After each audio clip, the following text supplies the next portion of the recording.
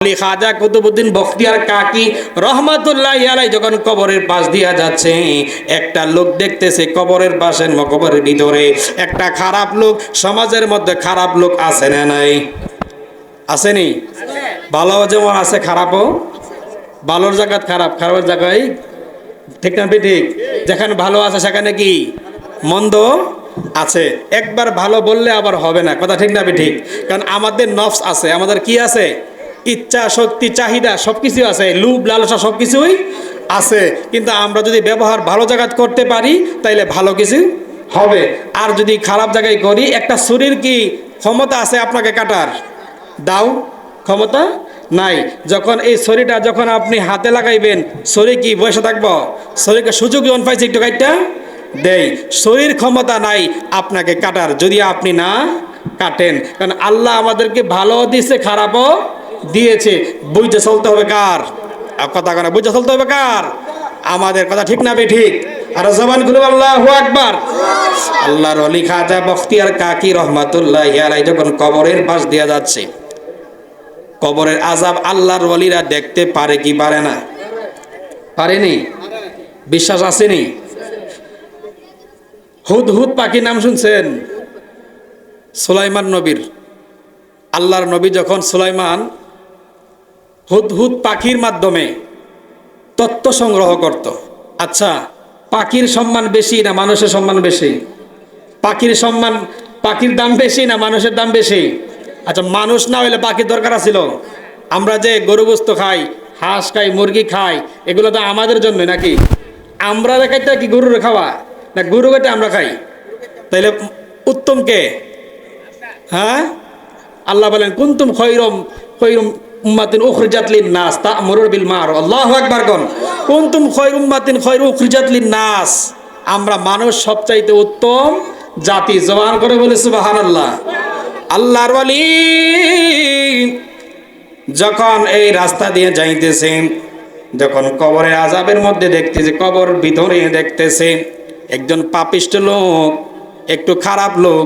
ওই আল্লাহর ওয়ালি বলতেছে, তুমি তো দুনিয়ার মধ্যে খারাপ কাজ করছো, তুমি কিভাবে জান্নাতের মধ্যে হাজীদের সাথে থাকলা?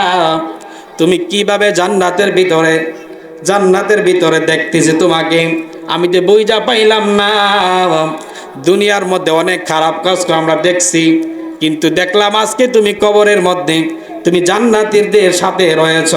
আবার শুধু জান্নাতি নয়, ওই জান্নাতের মধ্যে হাজীদের সাথে ওই খারাপ লোকটা বসে আছে। আসেনি? আসেনি? দেখেন আমাদের সমাজে অনেকে খারাপ আছে, কিন্তু আল্লাহর দরবারে এমন একটি কাজ করেছে, মরার আগে এমন একটা কাজ করে, ওই আল্লাহ রাব্বুল আলামিন ওই কাজটাকে দেখে ভালো লাগে কি ভালো লাগে না? আল্লাহ যদি মাফ করে দেয়, আল্লাহ যদি আপনাকে আমাকে ক্ষমা করে দেয়, আমার হিংসা আসেনি? আপনি হিংসা করে লাভ কি? 40-50 বছর 70 বছর দুনিয়ার মধ্যে কোনো আল্লাহর কোনো বন্দেগী করে নাই, কিন্তু এমন একটা কাজ করে রে, যেই কাজটার বদৌলতে ওসিলাতে কাল কিয়ামতের ময়দানে আপনাকে আমাকে মাফ করতে পারে কি পারে না? আল্লাহর নবী আপনার দরবারে এই আসামি আল্লাহর নবী আপনার দরবারে এই আসামি,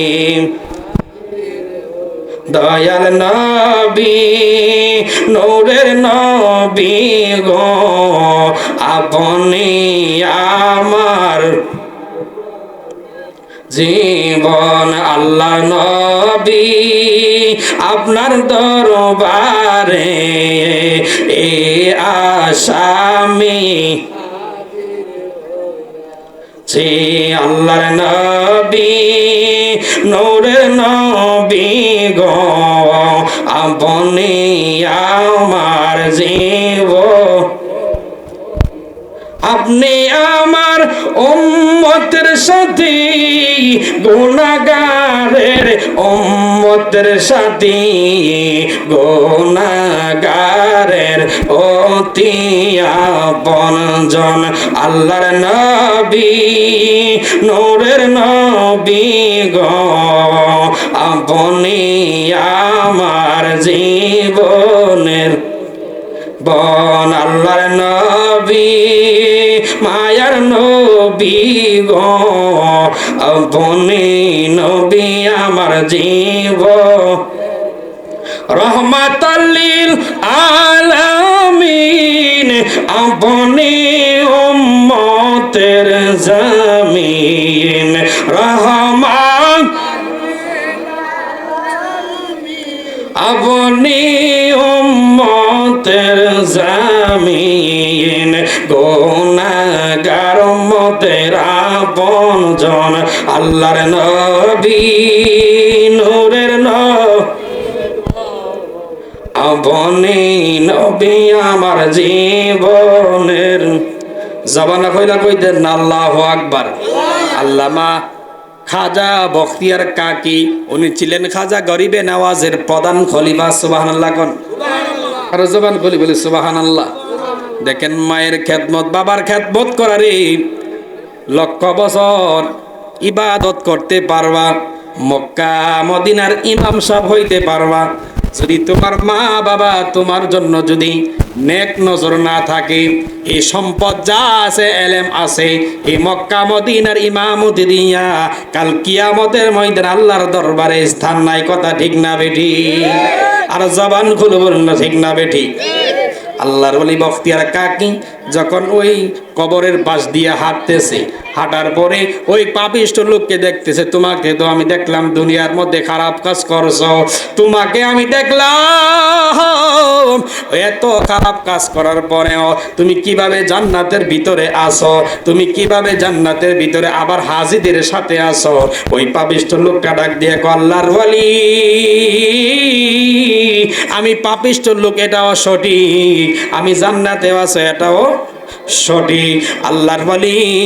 আল্লাহর ওলি খাজা বখতিয়ার কাকি রহমাতুল্লাহি আলাইহি জিজ্ঞেস করে, ও বান্দা, ও উম্মত, ও পাগল, তুমি কিভাবে এত সুন্দর করিয়া এই জান্নাতের মধ্যে আসলা?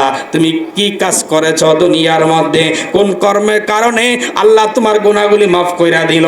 কোন কারণে আল্লাহ তোমাকে এত সুন্দর এত কিছু করার পরেও তোমাকে আল্লাহ মাফ কইরা দিল?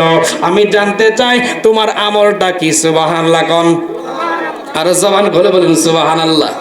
লোকটা পাপিষ্ট ছিল, লোকটা অনেক বছর হায়াত পেয়েছিল, কিন্তু ভালো কাজ মোটেও করে নাই, নামাজও পড়ে নাই, রোজাও রাখে নাই। এইভাবে যখন জিজ্ঞাসা করলো, ও বন্ধু, আপনি কিভাবে আল্লাহর বন্ধু হয়ে গেলেন এবং হাজীদের সাথে আপনি জান্নাতে স্থান পাইলেন? হাজীদের সাথে কিভাবে আপনি এই জান্নাতের মধ্যে জায়গাটা পেয়ে গেলেন? বাবা ওই পাগল ডাক দিয়া গো, হুজুর আমার আমল বলতে কিছু নাই গো হুজুর, আমার আমল বলতে কিছু নাই।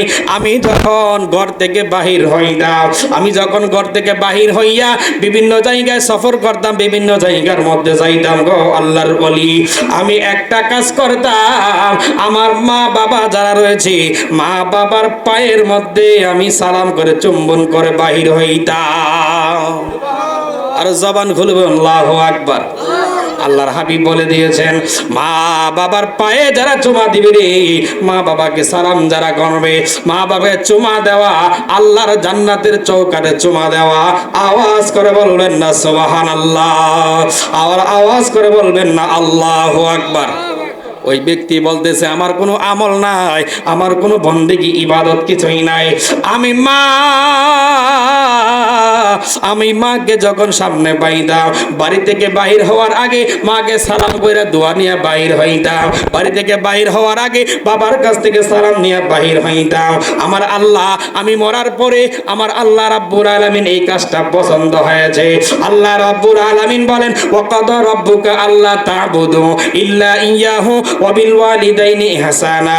আল্লাহর হাবিব আল্লাহ রাব্বুল আলামিন বলেছে, ও বান্দা তোমরা ইবাদতের পাশাপাশি খেদমত করবা তোমার মা বাবার, তোমার মা বাবার সাথে নম্র ভদ্র হিসাবে কথা বলবা। তোমরা ইহসান করতে হবে। তোমার বাবা যখন বুড়ো হয়ে যাবে, সন্তান যখন আমরা যখন ছোট ছিলাম, আমাদের মা বাবা আমাদেরকে যেভাবে লালন করেছে, সন্তান যখন তুমি বড় হইবা, তোমার মা বাবা যখন বয়স হয়ে যাবে, ও সন্তান তোমার মা বাবাকেও তোমার মতো করে আবার তাদেরকে সন্তান হিসাবে, এই সন্তান হিসাবে যেভাবে মা বাবা তোমাকে লালন পালন করছে, তুমি সন্তান হিসাবে ওই মা বাবাকে তোমার মতো সন্তান হিসাবে ওই মা বাবাকে খেদমত করতে হবে। আওয়াজ করে বলবেন না সুবহানাল্লাহ।